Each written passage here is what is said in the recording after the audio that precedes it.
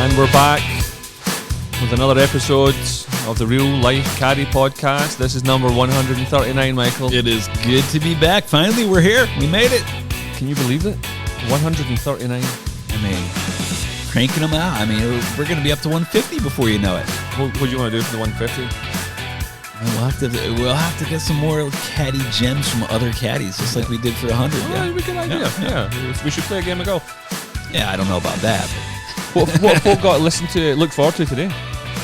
Great Caddie Stories. I had an amazing coincidence. I met somebody, not only was it a podcast listener, but somebody from where I grew up, and they didn't even put two and two together. It was crazy. Wow. This was kind of mind-blowing, really. That's fantastic. Yeah, we talk about the connections we make, and this was pretty nuts.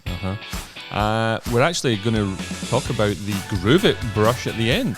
We are? Yes. Nice. Well, if you remember last episode, I got one from my buddy Patrick Chu, and I've been using it every loop. It's been great. That's exactly what I thought. And I thought, you know what? Let's tell the listeners about it, because I think that's one thing we should be doing. We are evangelists of the golf industry. We are. And if you did get an extra one, feel free to press it my way. Like I said, I could lose the one that I currently have. Well, if you behave yourself, we will we'll crack on. So, what you got? You still driving that Elwee?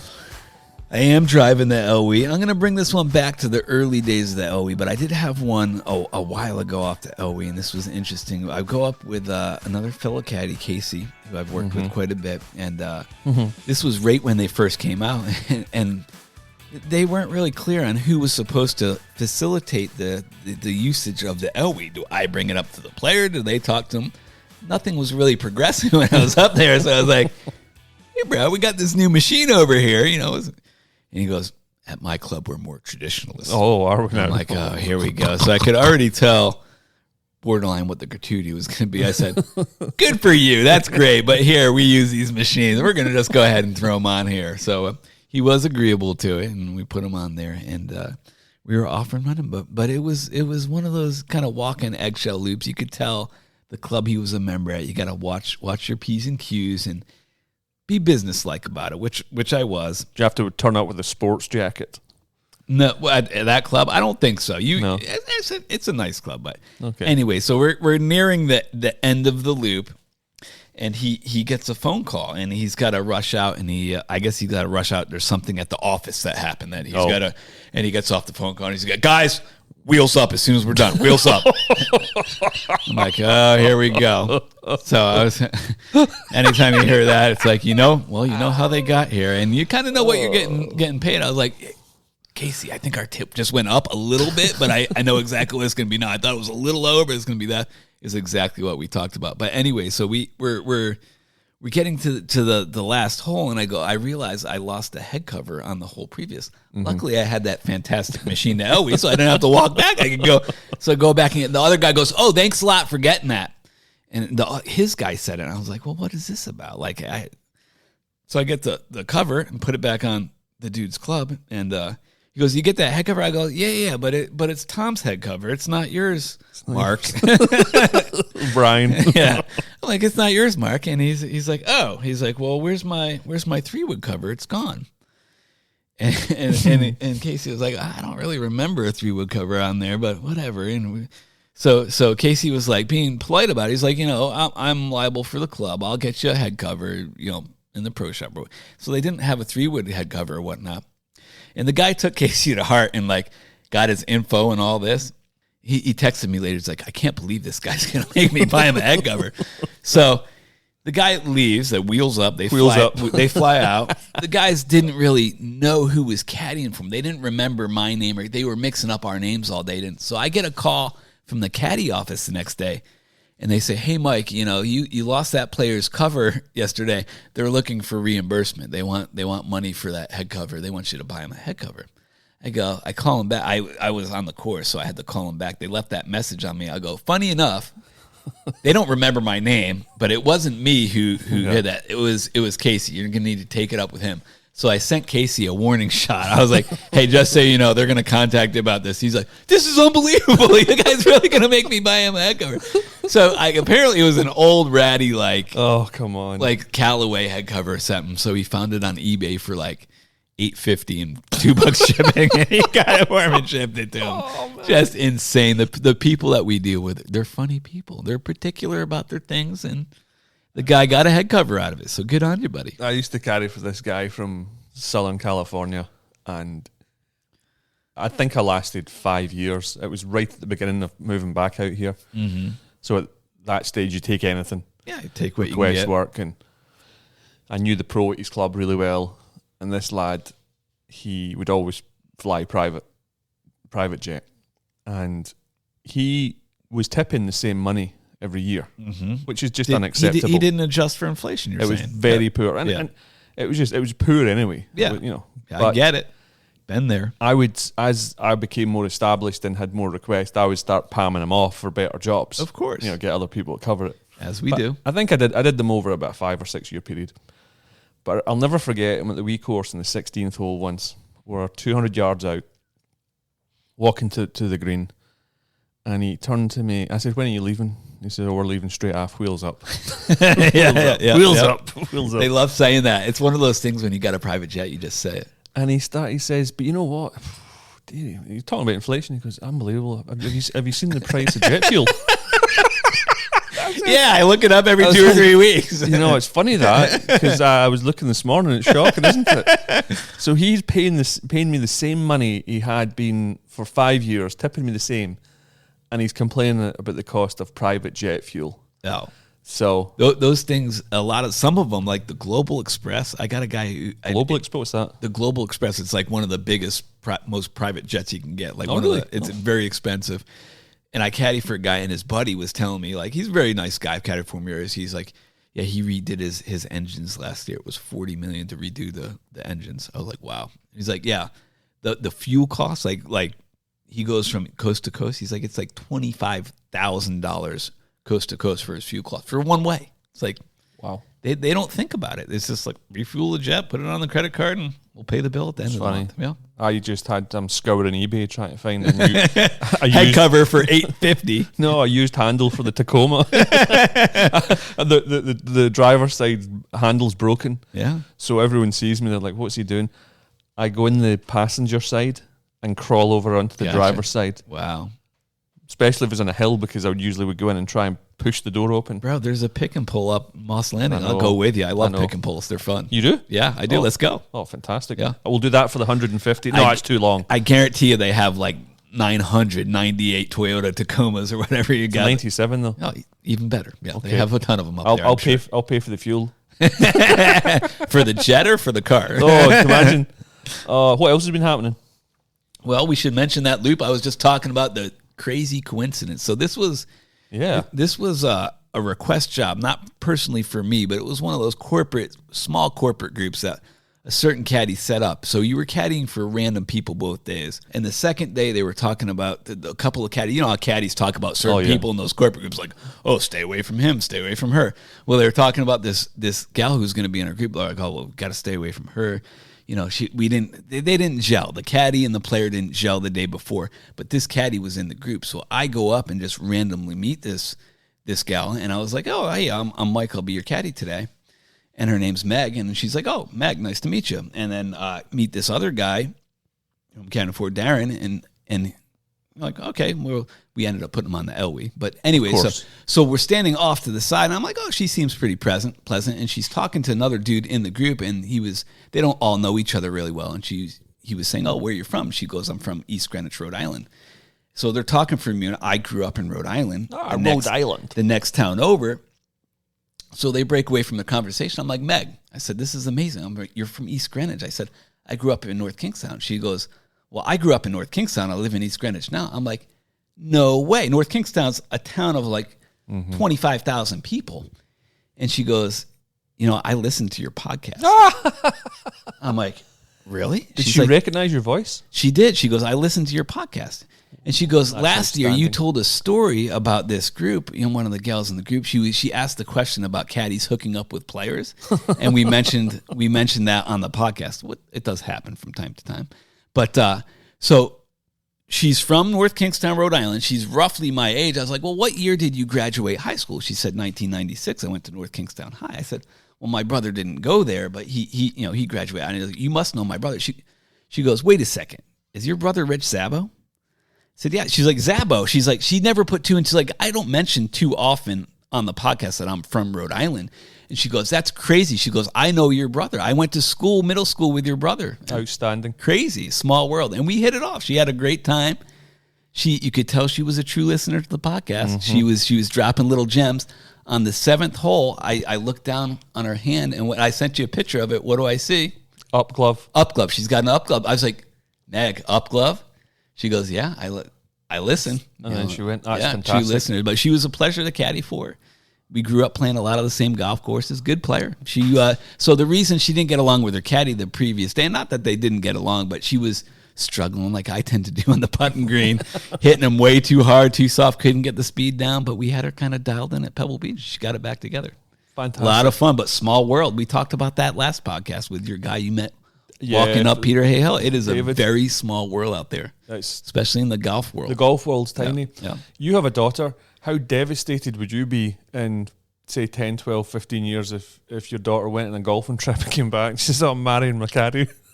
And she what? I'm going to get married to my caddy. Oh, God. Yeah. Don't get me started. Devastated. Yeah. You would be, wouldn't you? Devastated, yeah. You don't hook up with caddies. What are you thinking? They are deadbeats. Deadbeats, yeah.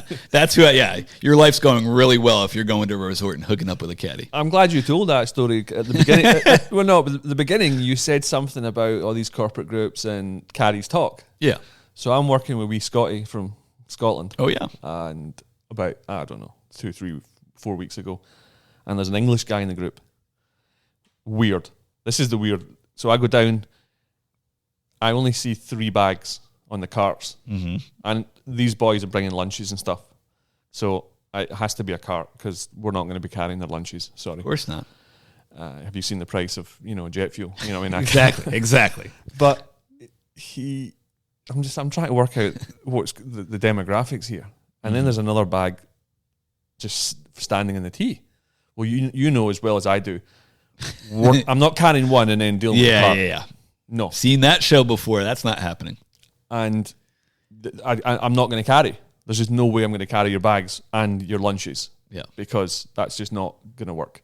And I said, I talked to one lad. I said, so who am I carrying for? He goes, well, he's going to carry his own. I went, sorry? Perfect. Now, this isn't the first time it's happened, but it was very, very bizarre. English guy, anyway. So I went, well, knock yourself out, old boy. Any questions, just ask me. So you have no idea how unbelievable this was. This is. The guy was in my group the next day. He may well have been. So he's carrying his own bag, and I'm working off the cart. And he was just a typical London boy, Nothing he said offended me, but it was never his fault, etc. But he wants me to go the next day. I obviously followed the money. So of course, always. Always. He's not thrown out of Greece. Well, I'm not going with you. We're on the 15th, and I'd overheard the golfer say to Scotty something about, oh yeah, don't you have kids? And I was like, oh, you must have been here before. Mm-hmm. So on the 15th, we're heading down, and I said, oh, do you know the English guy? Have you had him before? And the wee Scotty was like, I'm not sure. But my instinct was, in the first tee, was definitely stay away from him. So it's funny how we get like that. It really is funny how we sort of talk. I remember it's the first thing we used to do in Scotland. We'd be down the first hole, 4 caddies, singles. Mm-hmm. And by the time you got to the green, you go, how's your guy? Yeah. You pegged the asshole right away. Straight away you're trying to work this guy, terrible guy, terrible human being. What we're getting paid today. Yeah. Where are they from? Have you got the geography? Do you know what job they're doing? Absolutely classic. We're profilers. It's been really kind of foggy on the Monterey Peninsula as of late, like crazy loops when it's been super, pea soup. I mean, to the point where some days you can't see, 40, 50 yards in front of you. Uh-huh. So Troy Bumgardner, who is also a dedicated podcast listener, Troy and I go down for a job, and there's an intern standing on the tee. Very nice intern. She's done a good job while she's been out here. Our guys look at us like, are we good to hit? We go, well, we don't know. Let's go down. And Troy said, I'll go down in front, make sure they're clear. She's like, oh, don't worry about it. I got a stopwatch right here. Every 10 minutes I've been sending them. And then Troy and I look at each other like, that's not really how this works. Like, you could kill somebody out there. Like, you got to make sure they're clear. Like, see something like that. Like, you can't go by a clock. They could be 180 yards out there. You can't sail balls over your head. You just question. Well, that's not her fault. That's management. Poor training, I guess. I don't know. It's just, it was funny in the moment. It was funny in the moment. We're like, well, no, don't worry about it. I'll go out front, make sure they're clear. Let's not use our timer anymore. And Troy actually gave her his cell phone number, said, I'll text you when it's clear, or, let you know when it's. Troy, that's a good point, Troy. What were you doing? Yeah. That is pretty funny. Wasn't there a story about the grooming? Yes, and oddly enough, this was the same intern. But it was different caddy. Different caddy. Oh. This poor girl, she's got to watch out. That is bad. But I always think about that, how where we work, there's 3 courses, and these 20 interns come in a year. Yeah. And nobody teaches them how to do anything. There's no consistency. There's no stock standard. Well, some of them do hang around. Some of them get hired on. I mean, we've had some good ones come through the years. Oh, yeah? Well, we'll have to talk about those ones because nothing's jumping to mind here. But actually, I was thinking about letting people know it's all clear. The Elwee has been glorious for that. Have you heard the horn on that thing? That thing's so loud. So I've had days when it's super foggy. I'm like, hold on, boys. I'll be out there in the middle when you hear the horn. Oh. Go ahead, start hitting. Well, a simple thing where when you're 250 from the green or everyone's hit their second shots, on a foggy day, you could say, listen, in the middle of the fairway, there's a horn. Can you just sing it? Yeah, that's a lot of work. That would be that's not a lot of work. How much work? What, one horn? One horn, just leave in the middle of the fairway. In the middle of the fairway and just stick, have it hanging from a stick. It's been a problem. It's been a problem the last 3 or 4 weeks. It's been foggy. Well, I've been in that hole in the fog, and there's 4 guys, and they're all hitting 2 off the tee. That's true. All garbage, and you're away looking for balls. And it could take you 13 minutes to get your second shots played. Find those, because that opening hole, it's the longest hole in the history. Nightmare. It really is. I absolutely hate carrying that hole. Horrible. But talking of that, this actually happened in this hole. There's a marshal at the wee course called Wayne. No, Wayne, yeah. Wayne asked me to caddy for him not long back. Nice. Is he a podcast listener? I'm not sure, but I'll definitely send it to him. I'll say I gave you a mention because he'll get a kick out of this. Okay. He was great, fantastic. He's such an easy loop. Yeah. Single as well. So we just chatted the whole time. Yeah. He was out with his mates who were a really good laugh. You could just really get dug into them as well. Mm-hmm. So it was good fun. Get to the first green. And he says, I'm actually a really good putter. That's the strength of my game. I went, I said, I'll decide. We've never heard that before. Yeah. I'll decide. Talking about how's your putting? It's been fine. Oh, yeah. Perfect. when you don't putt at all, can't be bad. Haven't touched the touched the club. It's been good. Putted I've made everything I've looked at. I've looked at nothing and made everything. 1-6 putt hasn't touched the club in 5 or 6 weeks. Yeah. But I says, okay, I'll be the judge of that. And he's lining up the ball. So I tell him, I says, what's with the blue line, by the way? And he says, well, I'm kind of lining it up. I says, well, number one, if you are going to line it up, try and line it up where I'm telling you to. That's one, yeah. That's number one. But I then said, under no uncertain terms, the blue line in the ball is for fools. I says, don't use it. It's a joke. It literally...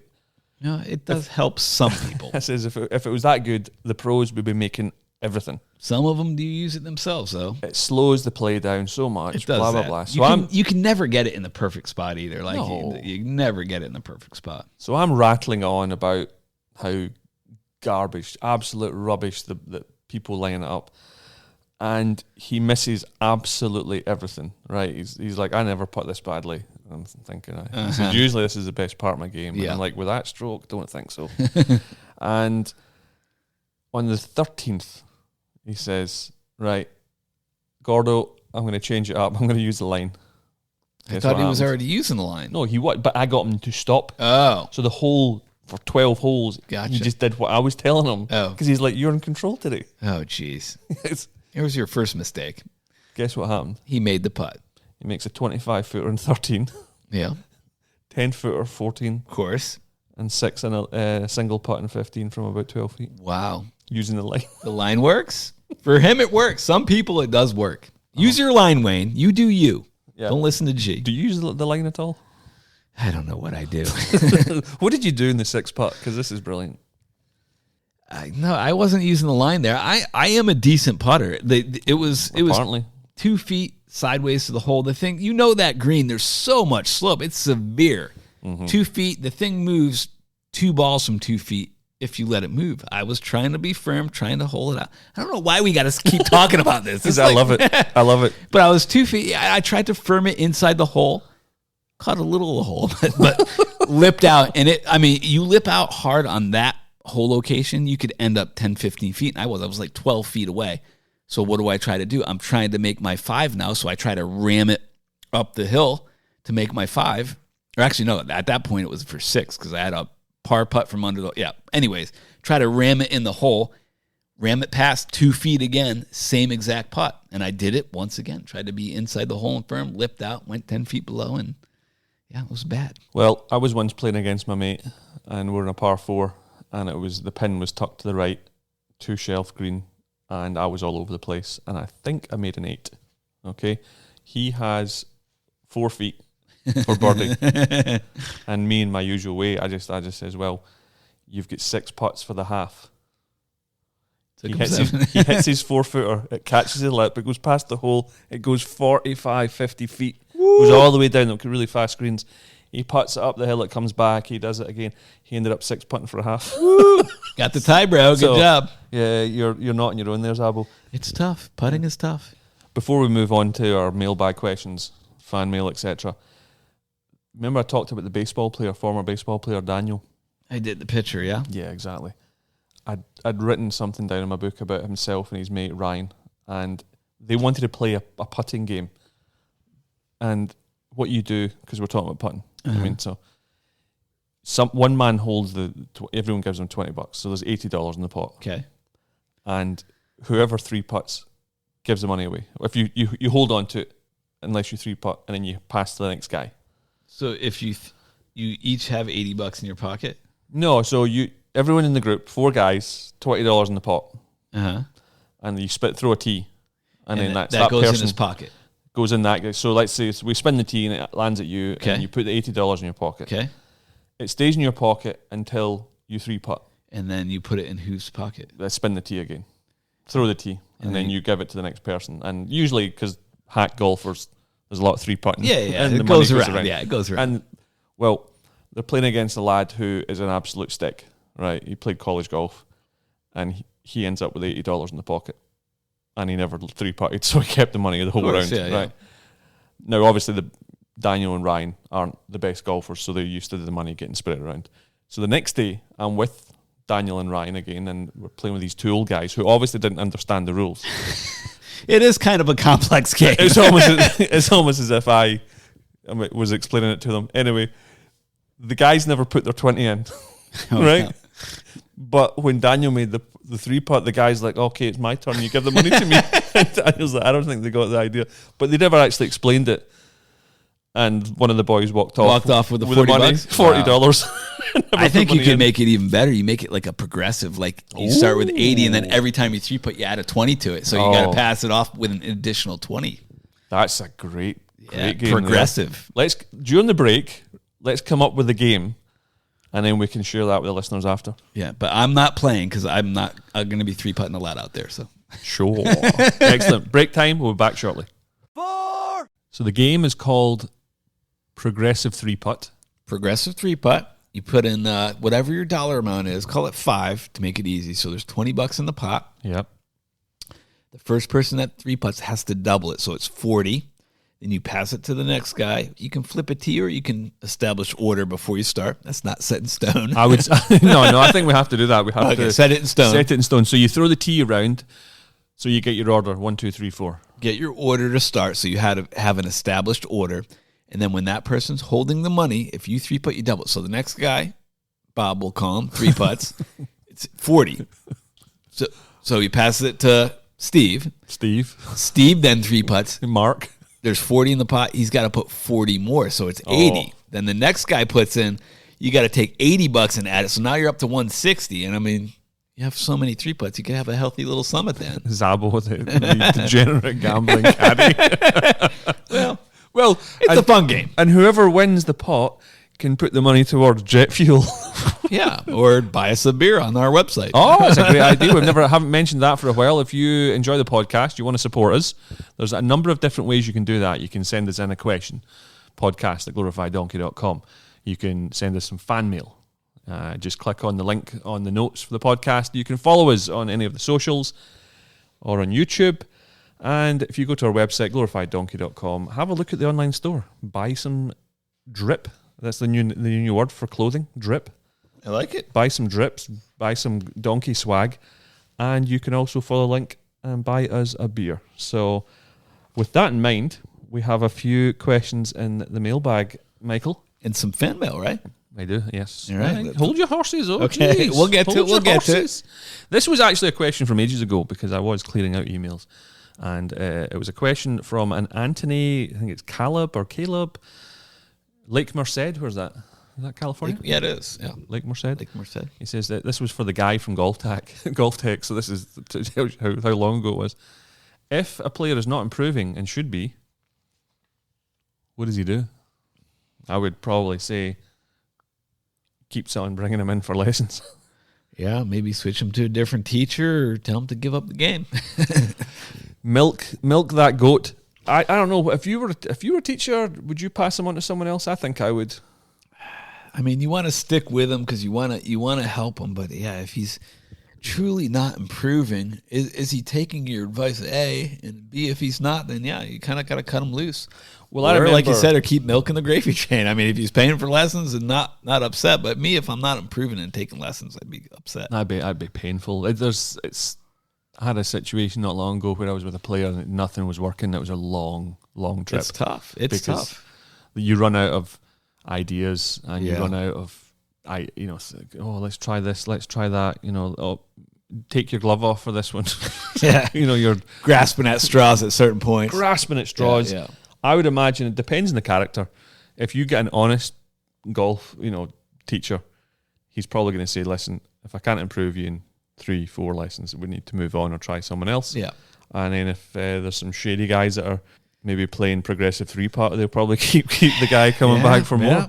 Easy money. So I know what I'd do. I would probably just say, here, if I can't help you, you're done. Yeah. After listening to episode 106, so that's again ages ago, I had more questions. When you read a putt for a golfer and he misses, does he ask you if it hit the line you suggested? Because often I'm not sure I hit online that I'm reading. I'd like to be told I missed the line. That's from Ed this is from an Ed from Edmonton in Canada. Ed from Edmonton. So wow. I'm going to be honest with you. They never ask if they hit the line. They usually just say that was wrong if they have any comment about it.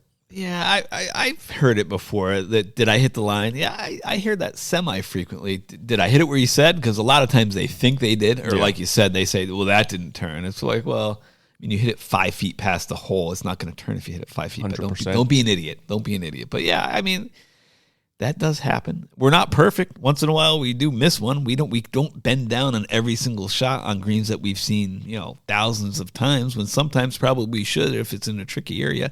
I'm guilty of that myself sometimes. For lack of a better term, sometimes I get lazy and I don't bend down to look at it because I think I have a pretty good idea what it's doing. But if I took the time to bend down, look at it from a different angle, I might tighten it up a bit or be a little more accurate. So has this tactic that you are saying lazy, is that ever since you started driving the Elwee? Oh, get out of here. I shouldn't have said that. I knew that was going to come back to the Elwee. But wrong person to do that in front of Zabbo. Yeah. I think that alignment is the most important thing in golf for putting, right? Correct. And very few people hit it where they're aimed. Exactly. So I always tell people you could be the best pilot in the world, but if your coordinates are off, you end up in Japan and not Hawaii. Yeah. And not only that, a lot of times they can't hit it where they aim, and they can't aim where they need to hit it. Like they can't start it. They think they're aimed somewhere, and they're aimed somewhere completely else. A lot of guys buy like 2 balls, a cup, 2 cups consistently. They're aimed like, well, there's a reason you're missing every single putt left of the hole. It's because you're aimed too far left on everything. They're right eye dominant, left eye dominant. They can't see it all. I mean, it's too much to drink. Yeah, exactly. There's the gummies. There's many variables in putting. Interesting. I find a lot of people, though, they don't follow through. Their follow through is to the hole and not the target. Mm-hmm. And Eddie said it was pretty profound when he said it. He said it like it was like a one-line tip that he said that I really took to heart, and it's very accurate. If you see people focus on hitting a pure putt and hitting it like on the sweet spot. Most people don't do that. Most people they walk away before they finish their stroke. They don't hit a pure putt. Like most people don't hit it on the club face consistently in the middle. It's just like an iron strike. If you want to be a better ball striker, strike your putter better. I mean, could that just be laziness? I was having breakfast this morning with a guy, and he was complaining about his sore back. And my wife said, "Oh, do you stretch?" And he went, "Yeah." And I just laughed at him. I saw your stretch, bro. Yeah. And he says, "Oh, stretch before golf." I says, "What, bending down to put the cocktail on the ground?" Yeah, that's not stretching. I says, "That's not stretching." It's like guys that, well, why am I not getting better? Because you don't put any time into it. Yeah, when do you practice? Well, I play 3 times a week. Yeah, but you shoot 92 every day, and you don't try to. I should be one to talk, but yeah, I did bring it up one. It's funny. I threw that number out there subconsciously because I shot 91 3 weeks ago. But anyways, they go out there and they're like, "Oh well, I'm shooting. I'm playing terrible." Well, you never practice. Like, what do you expect? You just go out and play golf, and you never try to improve. At least strive for improvement. Maybe I'm not improvement, but I'm trying. It's interesting. Yeah, it's an interesting question because you caddy. He must play with a lot of caddies all the time. If he's, but very, very few people actually hit it on the line we give them, and very true. It's there's some guys who'll say, "Can you line me up?" And that's what they do in the LPGA. That's exactly. I'll give you 1, maybe 2. After that, you're on your own. Yep. We can't be doing that. We can't be bottle feeding you. This question comes from Joe S. from Richmond, Virginia. That's an interesting Virginia accent you pose there. There's been a murder at the town hall. He says, "Who's the drunkest person you've ever caddied for?" Hoon! Hoon on the Kim Crawfords. The just enoughs. It was just enough. He never did a little too much. It was just enough. But my boy Hoon from a couple weeks back, yeah. Yeah? Okay. It's funny, I had another Asian, second-generation Korean called Danny from Vegas, and he got absolutely pickled. He was climbing up bunkers, he fell down, he couldn't remember 16, 17, or 18. Yeah. And his mates were making him drink, shotgun tequilas, and it was just all day. Yeah. I mean, we could dedicate an entire episode on drunken behavior. The drunkenness we see out here is you wouldn't believe some of the things we see when people drink. It's crazy. I remember caddying for a good friend, Richard Beam, one day. Not opposed to a cocktail or two himself. He was on the big course, and I tell you, that he held it together, I guess, but he went deep that day. Oh, I saw him like 15 years ago in the tournament, at least 15 to 16 cranberry and vodka deep, and they weren't like small pours. They weren't of vodka. Like your wife pouring it for you. Yeah. I mean, this guy, he's a seasoned vet, and he holed out on 16 for eagle and made birdie on 17, and he was just pickled. Yes, but yeah, good word. I'm trying to think who else. That's probably it. The wee Danny from Vegas. Oh man, he as I say, the following day, I says, "What's the last hole you remember?" He said, "I remember taking that shot in 14, taking a golf shot." Yeah.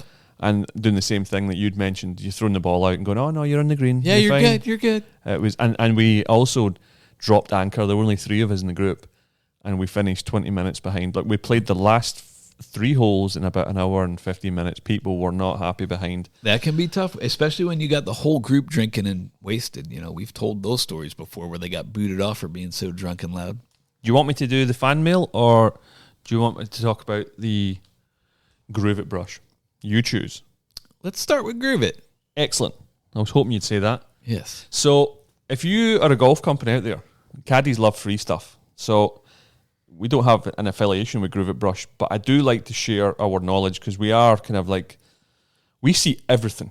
Like we see everything. We see every type of person, behavior, personality, golf equipment, gadget, gizmo. Yeah, we see it all. And this is one that I saw probably about 10 years ago, 7 to 8, 10 years ago. And I actually contacted the company and they sent me a couple.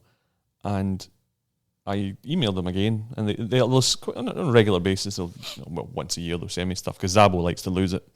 Well, I do lose things from time to time. So if you go to the website, grooveitbrush.com, you'll find all the information. I think I wouldn't mind having them on and do a little interview because I believe the guy's ex-military. They now have 2 products. And they have, you see the name of this one? It's a small one.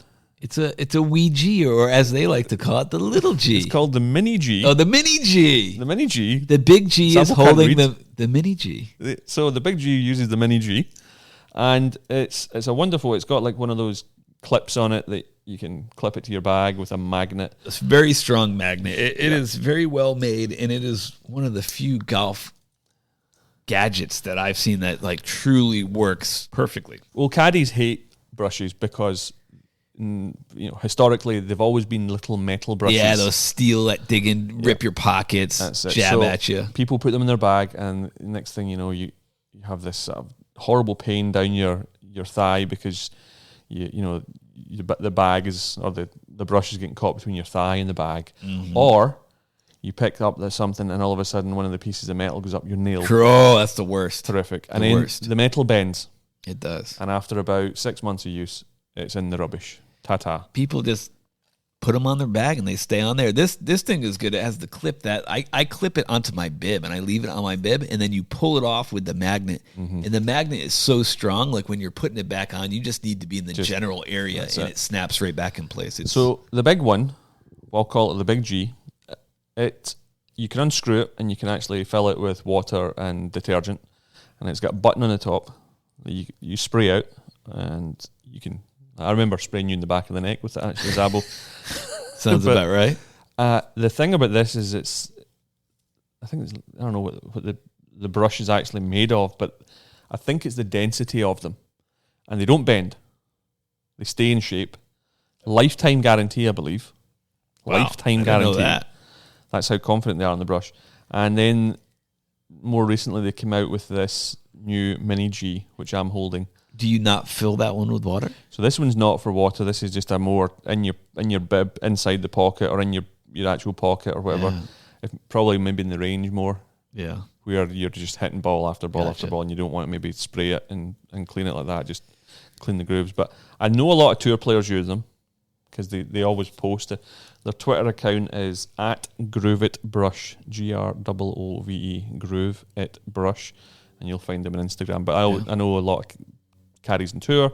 I know a lot of pros have actually been seen using them. So it's honestly, it's a no-brainer. It's a great product, and it really sounds like we're sponsored by them. But we really they sent us a few free ones, but we're not. Yeah. They're amazing.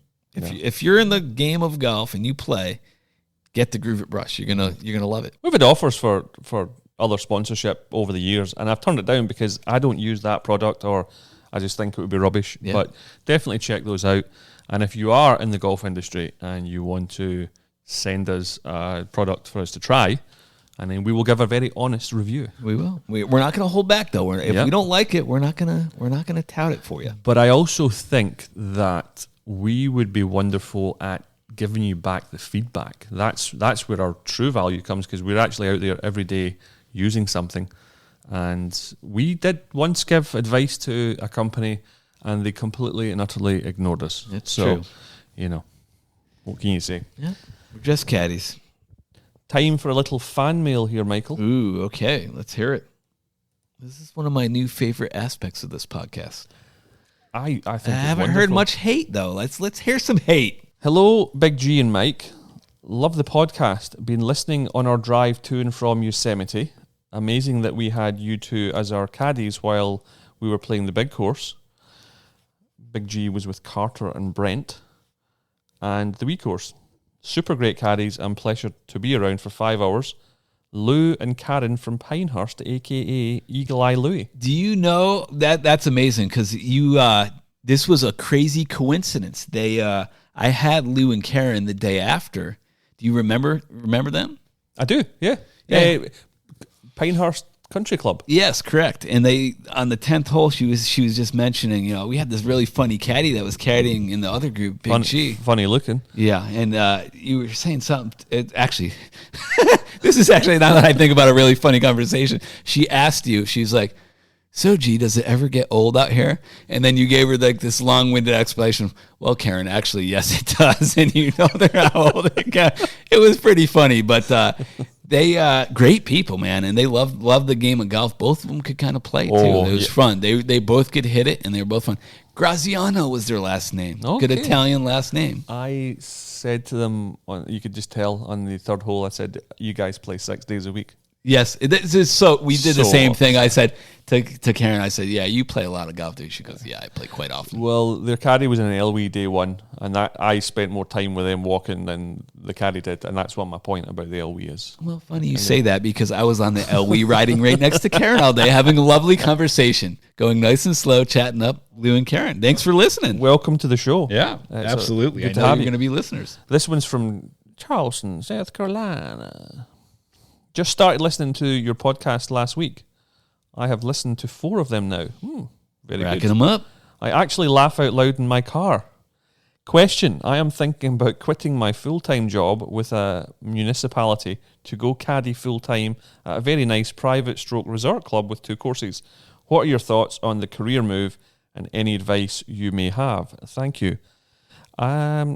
Stick to the municipality, dude. Take the gravy train. Benefits, bro. Benefits. Hey, listen. I think we've said it in the past. If you treat caddying like an actual job, you network and you enjoy being around people. It's been great to me. Like I was going the club pro route and decided to stop doing that and start caddying. I haven't looked back. Being an independent contractor, not getting health benefits, all that, I didn't mind that. Granted, now I'm married with the benefits of that, with a wife who has a job that's a given. But as a single guy, I was very happy not having all that, paying for it on my own at the time, and working as a caddy. It was freeing to work for yourself, in my opinion. It's very freeing. And if you don't want to ride an Elwee and actually get exercise and caddy properly, you know what I mean? You can lose a bit of timber. Yeah. You can lose a bit of girth. I've seen caddies drop 100 pounds over the years. True. My skinny ass is packing on a few pounds with the Elwee, but so no, I think it is. South Carolina, great place to work. It would be seasonal, I'd imagine, though, where you are. Yeah. I'd imagine the season would be more like who wants to go out in Charleston in the middle of July. Correct. August, yeah. Yes, there's no hands up over here. So yeah, no, I would definitely try it. And maybe what you do is there a way you could go part-time at your job and then sort of like run them side to side? Mm-hmm. So thank you for your question, whoever you are. It's D, whoever, yeah, D from Charleston. So yeah, good luck and keep us posted. Yeah, let us know how that works out for you. Kevin Schuler, we've mentioned him. I mentioned he moved to the ZX7s. He's just back from Vegas where he didn't have his clubs. He says, ironically enough, this happened yesterday on the 308-yard 11th hole at Teal Bend. I pulled my drive left and went OB. I play stroke and distance and drop at the edge of the fairway. I'd love to know exactly where you dropped. Did it? Yeah. Were you equal with where it went out, or were you 90 yards ahead of that? I was going to say the 40 yards it went off the tee out of bounds, or shoot the flag at 179. So he reckons he's hit his drive 210. That's a hooking it out. Okay. With my rangefinder and grab a 5-iron, hit a nice high shot right at the stick. We see it bounce once, but couldn't see the green surface. As we drive up, I say to my buddy, "Where is my ball?" He says, "It probably rolled off the back of the green." Good mate. I mean, definitely not in the hole, bro. You've never holed out an iron shot in your life. Kevin himself says, not a chance. Not with these clubs. Ooh. It's in the cup. Confidence.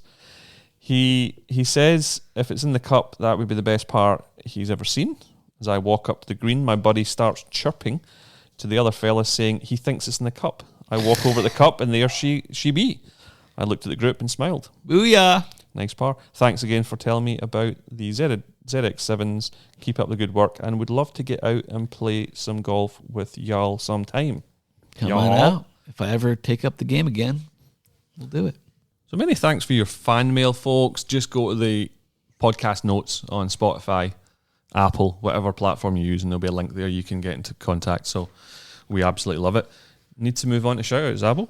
All right. What do you got? I got to shout Kurt and his dad Frank that I caddied for a few weeks back. Mm-hmm. Got to shout out Meg Peterson. Good to have you, Meg. Good to caddo for a fellow Rhode Islander and somebody who actually genuinely listens to the podcast. Brilliant. Love it. It's amazing how that worked out. I mean, of all the caddies you could have got, you got me. That was awesome. You think about that. There's 400 guys out here. There's 3 courses. There's probably 150,000 rounds. It's pretty crazy how that tends to work out. Yeah. Unbelievable. I love those stories, and it's amazing how people will say, oh, they'll say something, and you go, what? And they go, well, you said in the podcast, and you say, say a lot of things. Exactly. I don't remember that I said that. And also, I was going to actually shout them out. That's funny that they sent in that question, but Lou and Karen Graziano, great to have you listening. Great to have you guys out here. We'll see you next time. I need to send a wee shout out to Fish, a listener from Boulder in Colorado. He's actually, I think his parents live up in San Jose. Nice. But he had enjoyed the story about the Eastern European mother, remember, with her sons. Oh, yeah. Oh, what do you want? Yes, very good. How far from here? He's got the same birthday as me. He's got the same, I don't know his name, but he's got the same birthday. I bet you they know the cost of jet fuel. Oh, I'm sure they do. Yes.